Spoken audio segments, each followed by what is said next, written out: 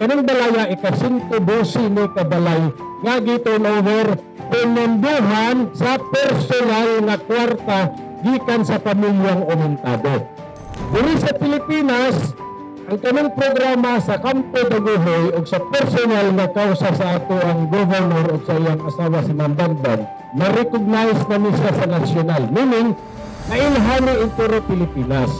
Nga ang Bohol, ginominate or nakadaog isip nagpuna sa programa sa Napolcom. Kanang gitawag nilang Community Service Oriented Policing na number 1 ang Campo Daguhoy, meaning ang kapulisan sa Bohol tungod sa maong programa. Dili ka makakita og proyekto nga ingani maski paghutdo ni Mugsuri ang Pilipinas. Dili ra ni sa Bohol. Ako kayo ng pagpasalamat tungod kay ang mga kapulisan nagkugi. Ug tungod pud niini nahimo silang awardee sa ilang maong community service ug atong i-congratulate ang atong mga buutan ug kasaligan nga mga kapulisan. Produkto ni sa atong pagtinabangay. Ani among maghatag og balay, dili ni pamulitika. Kay wa mi kibaw kung ang among gihatagan amo bang mga disipulo.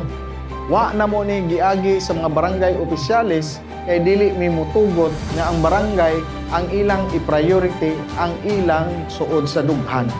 Mao man na among gisalig sa pulis aron way bias ato ning himuon hangtod kung asa mi kutob aning pagpanerbisyo. Pasalamat ko dako ni Gobernador Aris Amitado ni Congresswoman Banban Cadogan. Dako kong pasalamat nga iya kong naakit sa balay sa paglaom o labi na sa mga kapulisan nga nintabang o sa mga nintabang volunteer sa mga tanod, kapitan o kagawad.